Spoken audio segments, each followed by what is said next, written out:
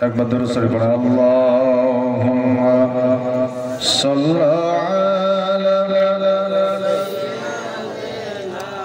মাওলানা মুহাম্মাদ ওয়া আলা আলিহি মাওলানা মুহাম্মাদ আলহামদুলিল্লাহ নাহমাদুহু ওয়া নাস্তাঈনুহু ওয়া নাস্তাগফিরুহু ওয়া নু'মিনু বিহি ওয়া নাতাওয়াক্কালু আলাইহি ওয়া নাউযু বিল্লাহি মিন শুরুরি আনফুসিনা ওয়া মিন sayyiati a'malina may yahdihillahu fala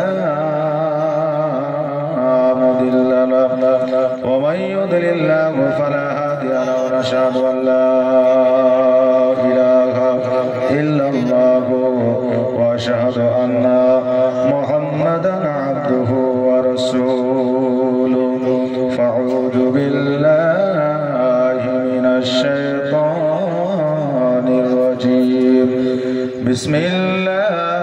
bismillahir rahmanir rahim Allahu waliyul ladina amanu in kuntum mu'minin sadaqallahu al-azim wa sadaqa rasuluhu nabiyul matinul karim wa nahnu ala dhalika minash shahidin wa shakirin walhamdulillahi rabbil alamin inna allaha wa malaikatahu yusalluna ala nabi ya ayyuhalladhina amanu sallu alayhi wa sallimu taslima Allahumma salli ala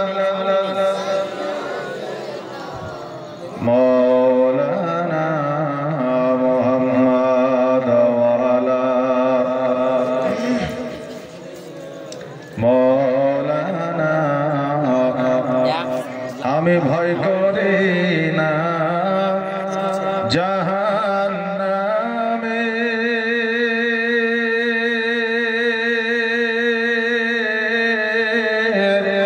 আগুন ধরায় আমার নবীর নামে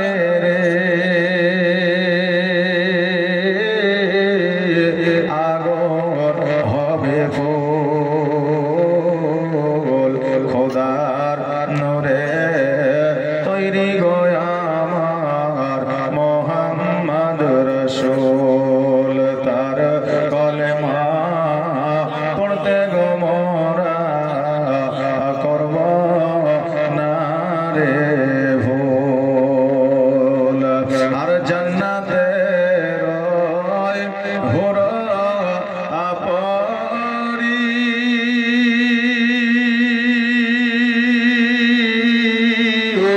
আমায় নেবেন বরণ করি রে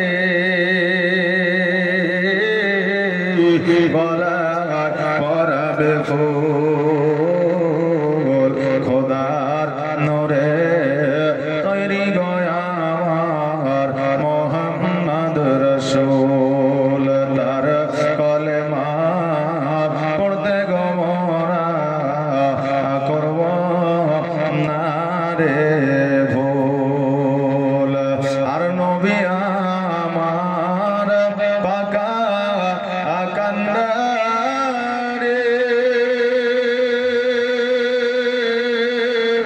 শক্ত হালে ছাড়বেন তরি রে তাই তো বসে আরাম করি পাইব নবীর কুল খোদার নূরে তৈরি গো আমার মুহাম্মদ রাসূল তার কলেমা পড়তে গো মোরা করব না রে ভুল আল্লাহুম্মা সাল্লি আলা مولانا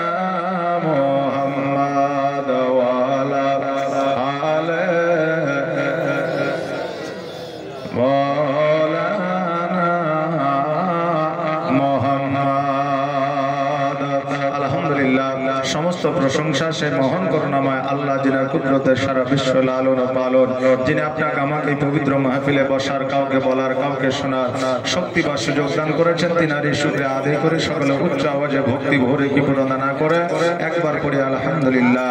তারপরে পরে আকা মাওলানা জনাব মুহাম্মদ রাসূলুল্লাহ সাল্লাল্লাহু তাআলা আলাইহি ওয়াসাল্লামের প্রতি লাখো কোটি দরুদ ও সালাম, শান্তির ধারা বর্ষিত হোক, অর্পিত হোক, নাজিল হোক। তাই সকলে আমরা আবারও পড়ি আল্লাহুম্মা আমিন। আল্লাহ তাবারাক তাআলা আল কোরআনুল মাজিদের মধ্যে ঘোষণা করলেন, ইরশাদ করলেন, ফরমা দিলেন, বলে দিলেন, আল্লাহু ওয়ালিউল্লাযিনা আমানু ইন কুনতুম মুমিনিন। আল্লাহ বলেন যারা মুমিন হয়, মুত্তাকিন হয়, সালেহিন হয়, সালিহা হয়, তাদের এই জগতে এবং পরের জগতে কোনো বাধা বিপদ আসে না। জোরে বলেন সুবহানাল্লাহ। বিরাদান মিল্লাত ইসলামিয়া, আল্লাহ তাবারাক তাআলা বললেন মুমিনদের বাধা বিপদ আসে না।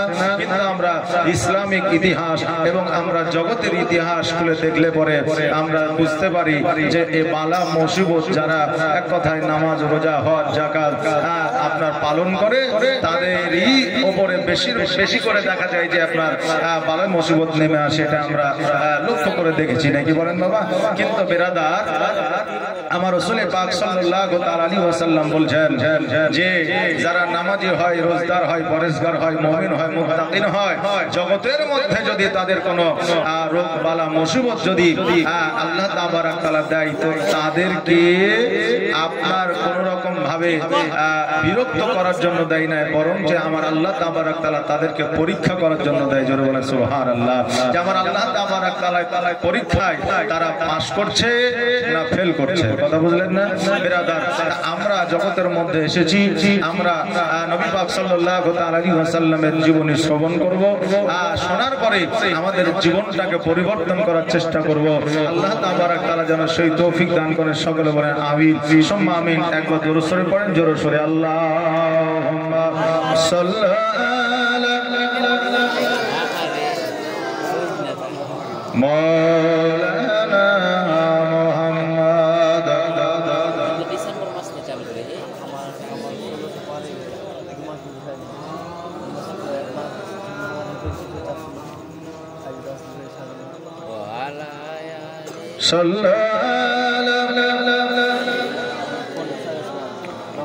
মাওলানা মুহাম্মদ ওয়া আলা মাওলানা মুহাম্মদ। আর একবার পড়েন আল্লাহুম্মা মাওলানা মুহাম্মদ ওয়া আলা মাওলানা মুহাম্মদ সাল্লাল্লাহু আলা মুহাম্মাদিন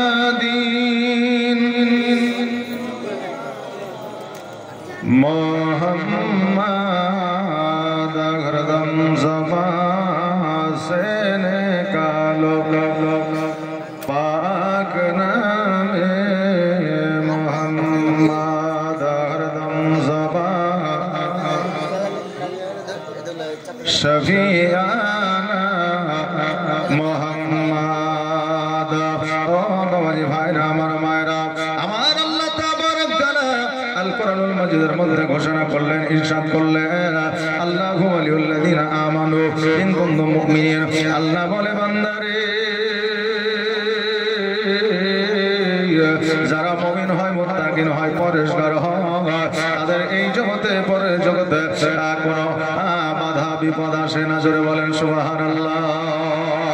আজকে যারা জগতের মধ্যে মুমিন হবে, মুত্তাকিন হবে, আল্লাহ তাবারক তাআলা তাদেরকে কত না কত রকম ভাবে পরীক্ষা করবে। আমার হযরত আলী রাদিয়াল্লাহু তাআলা আনহু পৃথিবীর মধ্যে আল্লাহ তাবারক তাআলার এত ইবাদত বন্দেগি করেছিলেন, এত খুশি করেছিলেন। আল্লাহকে খুশি করার পরেও ওই হযরত আলী রাদিয়াল্লাহু তাআলা আনহুকে আমার আল্লাহ তাবারক তাআলা এতবার পরীক্ষা করেছেন, যতবার পরীক্ষা করেছেন ততবার আমার হযরত আলী রাদিয়াল্লাহু তাআলা আনহু ওই পরীক্ষাতে পাস করে গেছেন। জোরে বলেন সুবহানাল্লাহ।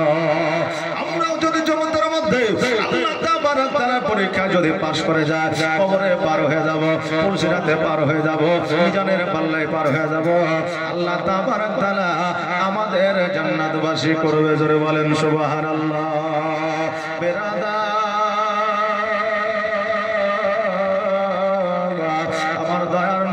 মায়ার নবী সাল্লাল্লাহু তাআলা আলাইহি ওয়াসাল্লাম জগতের মধ্যে 63 বছর জীবন যাপন করেছিলেন।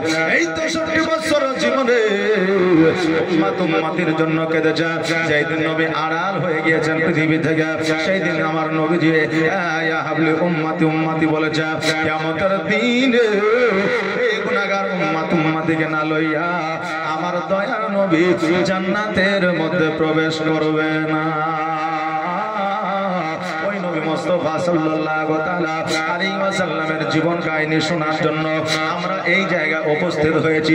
কিন্তু এই জায়গায় আমরা যতগুলো মানুষ আছি রে বাবা, তাতে বোঝা যাচ্ছে যে এই গ্রামের জনসংখ্যা মনে হয় কম, নাকি বলেন? এই গ্রামের জনসংখ্যা মনে হয় কম, নাকি না বেশি আছে? যে অনেক বেশি।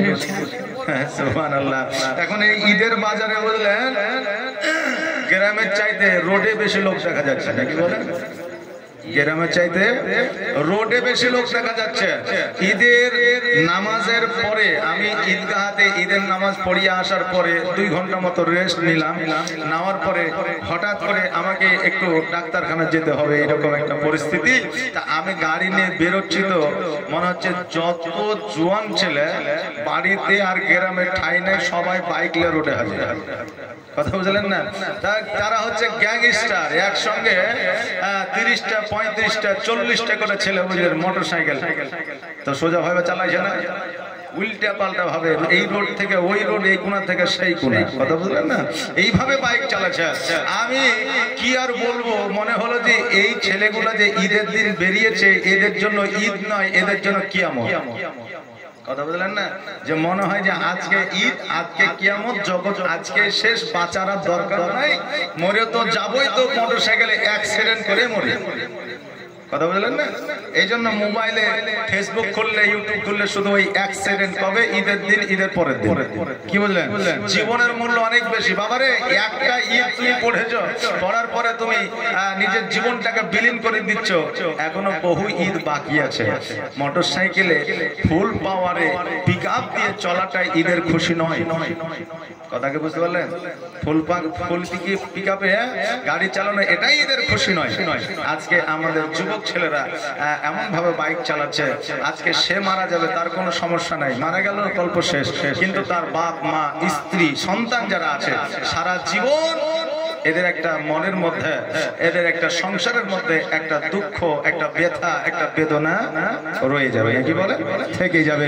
এই জন্য আমি বলবো ভাই বাপজিরা, যারা এই রাস্তাঘাটে বেরোচ্ছেন, খুব প্রয়োজন না হলে বেরোবেন না। কারণ ওই বিদেশ থেকে এখন সব পাইলট এসেছে বুঝলেন, বিমান চালাবে, মোটরসাইকেল নয় বিমান। তো এই জন্য খুব প্রয়োজন না হলে বেরোবেন না। আর যুবকদের বলবো যে তোমাদের কোনো কাজ নাই, আমি জানি, বাড়ি থেকে বের হয়ে 500 তেল ভরে শুধু ওই 16 মাইল আর কালিয়াচক ঘোরাঘুরি, এছাড়া কাজ নাই। এই জন্য তোমরাও বেরোয় না। কারণ হলো যে জীবনের মূল্য অনেক অনেক। আল্লাহ যার যখন মওত দিয়েছে তার তখন হবে, কিন্তু কেউ যদি নিজে থেকে মওত কামনা করে তো আল্লাহ তার তখনই মওত দিবে। কথা বললেন না? তার জীবন হয়তো 63 বছর আল্লাহ রেখেছিল, 65 বছর, 70 বছর।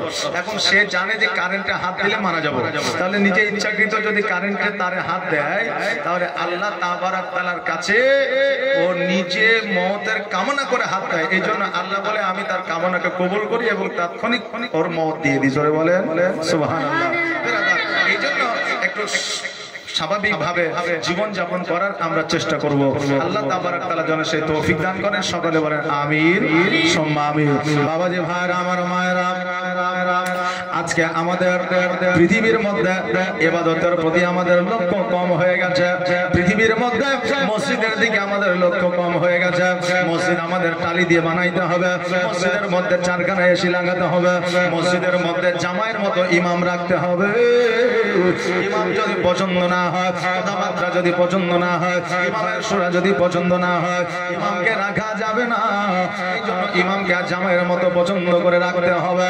আমাদের মধ্যে ইমাম আমাদের পছন্দনীয় করতে হবে, মসজিদ ভালো বানাইতে হবে, মসজিদে এসি লাগাইতে হবে, কিন্তু মসজিদে নামাজের জন্য যাওয়া যাবে না। যদি বাবা আমাদের মানসিকতা এইরকম থাকতো, আজকে মসজিদের কাতারগুলো খালি থাকতো না। আজকে রমজান মাসে সমস্ত মসজিদের কাতারগুলো ফুল হয়ে যাইতো। আর যেই দিনই আমরা নামাজ পড়ে এসেছি, সেই দিন থেকে মসজিদের মুসল্লি যেন হারাইতে আরম্ভ হয়েছে। সেই দিন থেকে মসজিদের মুসল্লি হারাইতে আরম্ভ হয়ে গেছে। এই জন্য ফেসবুকে বললেন কিছু নোটিফিকেশন আছে, দেওয়া আছে যে ঈদের দিন থেকে মুসল্লি কিছু গায়েব হয়ে গেছে। যদি আপনারা কেউ জানতে পারেন যে কোথায় আছে, যদি ঠিকানা জানেন তো ধরে মসজিদের দিকে নিয়ে আসেন।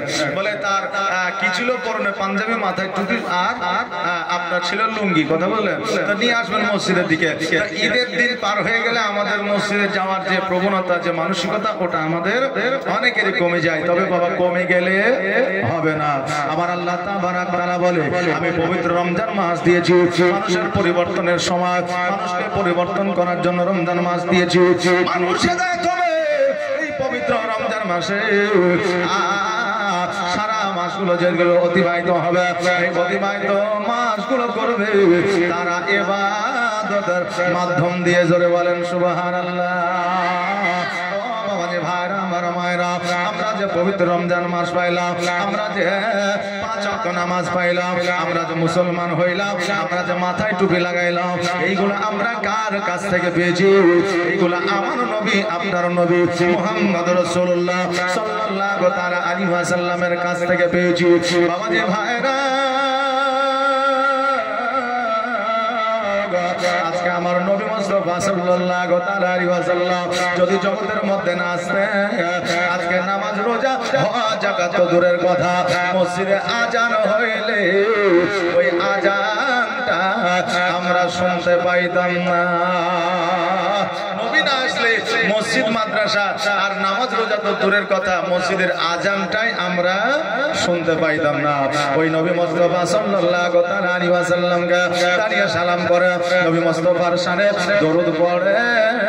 কারণ আমার নবী মুস্তাফা সাল্লাল্লাহু তাআলা আলাইহি ওয়াসাল্লামের শানে দরুদ পড়ে যদি আমরা আল্লাহর দরবারে দোয়া করে দিই, আমার আল্লাহ তাবারাক তাআলা বলে, আমি নবীর ওসিলা ওই বান্দার দোয়া আমি কোনদিন ফিরাইয়া দেই না। জোরে বলেন সুবহানাল্লাহ। ওই নবী মুস্তাফা সাল্লাল্লাহু তাআলা আলাইহি ওয়াসাল্লামের ওসিলা নামাজ, রোজা, হজ, যাকাত এগুলো নাই রে বাবা। আমার নবী তৈরি না হইলে আসমান, জমিন, কুল কায়নাত কিছুই তৈরি হইতো না। কিতাবের মধ্যে এসেছে, আব্বালু মা খলাকাল্লাহু নূর, यानी सबसे पहले अल्लाह तबारक ताला ने नूर को पैदा किया। আমার আল্লাহ তাবারক তাআলা সর্বপ্রথম নূর তৈরি করেছে, আর ওই নূর থেকে সারা জাহান তৈরি করেছে। জোরে বলেন সুবহানাল্লাহ। একদিন জিবরিল আমিন বলতেছে, আল্লাহ গো, আমি আরশে আজিমের মধ্যে একখানা নূর দেখতে পাওয়া যায়, সেই নূরখানা চমকা, সেই নূরখানা ঝলমল করে।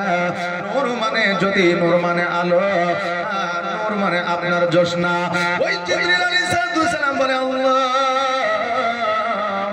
এই নূরখানায় আলোখানা কে কোথা থেকে আসলো?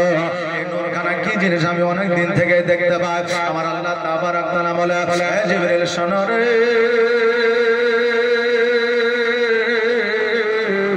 তোমার জন্ম কতদিন হয়েছে তুমি কি বলতে পারো? জিবরিল আলাইহিস সালাম বলে, আমার 70,000 বছর হয়ে গেছে আমার জন্ম নেওয়া।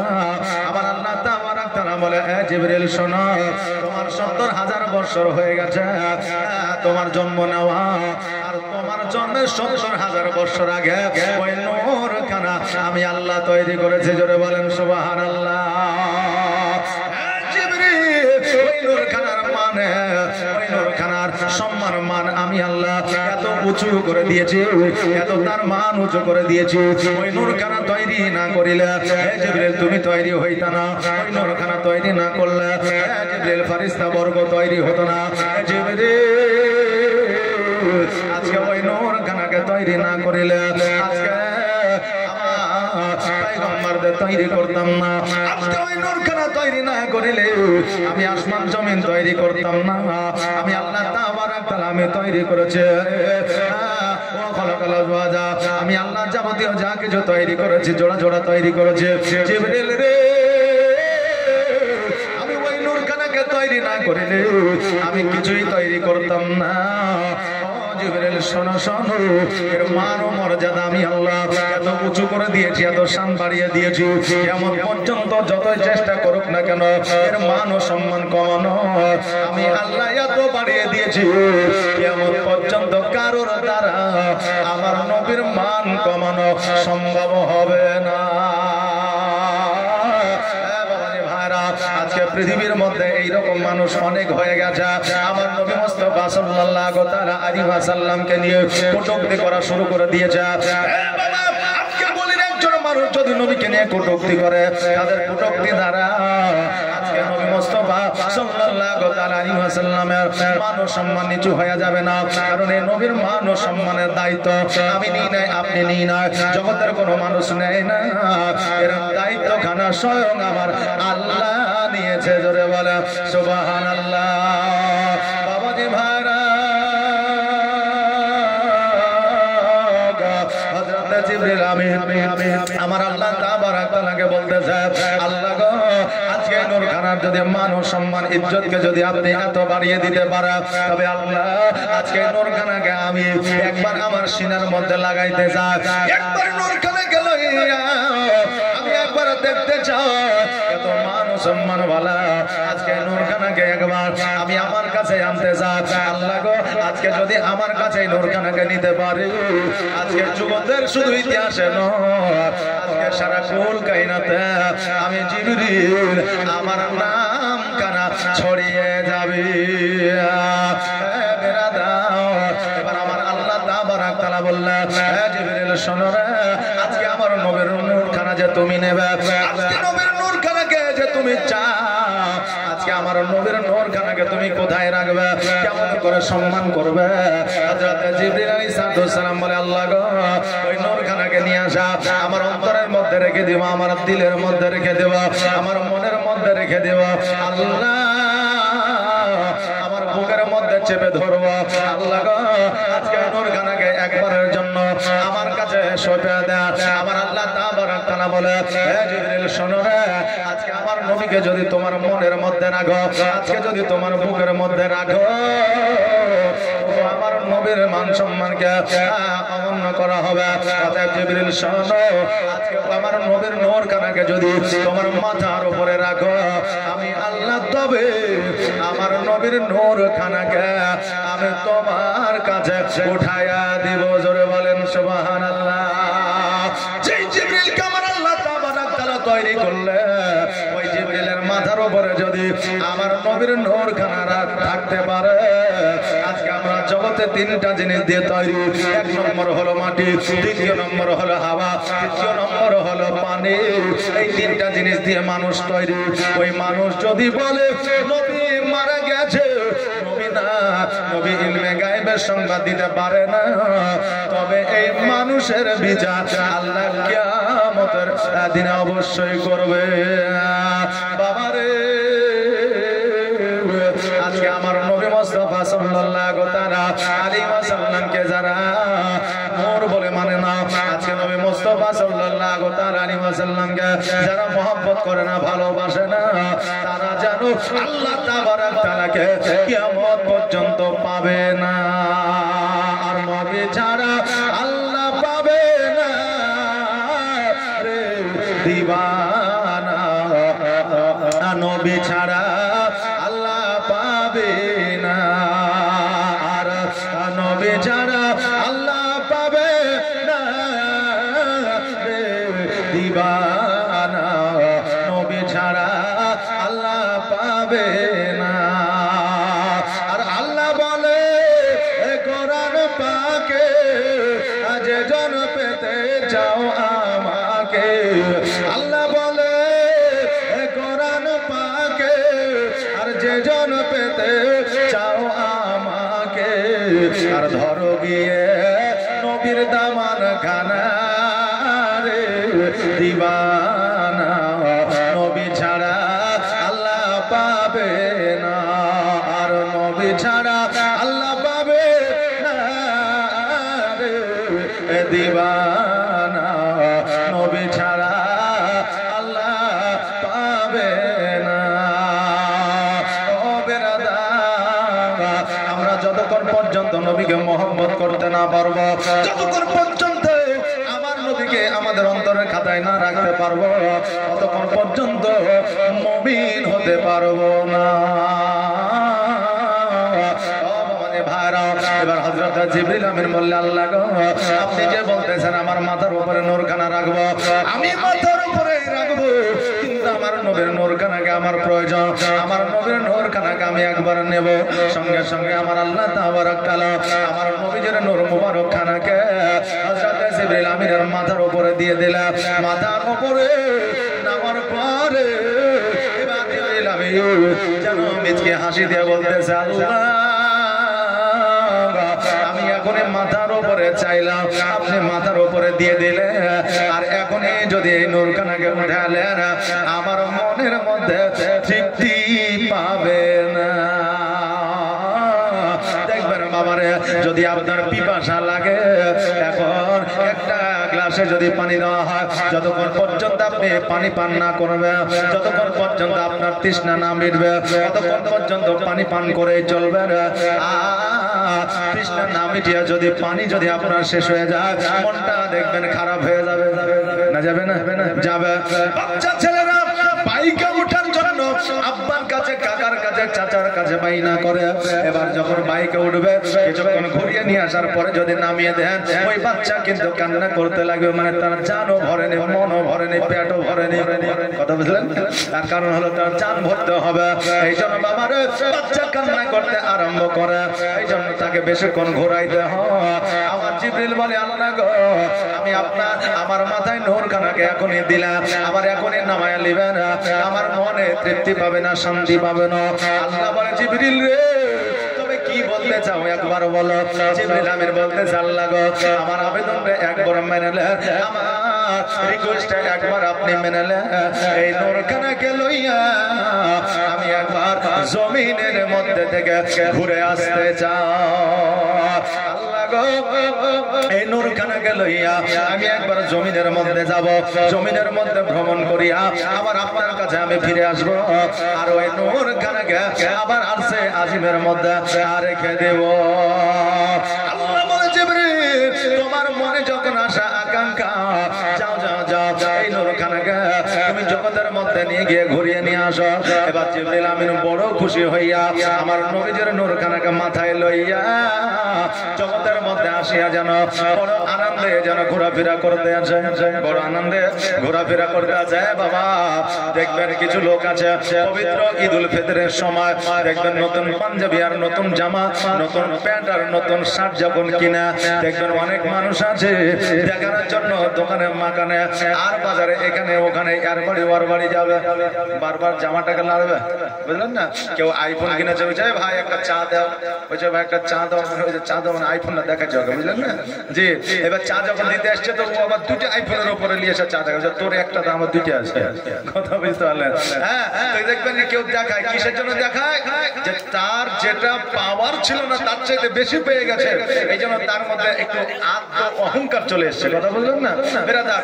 এই জন্য দেখবেন যে অতি গর্বিত হয়ে যাবে, তার মনটা উর্বরা হয়ে থাকবে। জি, জিবরিল আলাইহিস সালাম নবীকে পেয়েছেন, এর চাইতে বড় আনন্দের বিষয় জিবরিলের কাছে আর কিছু না।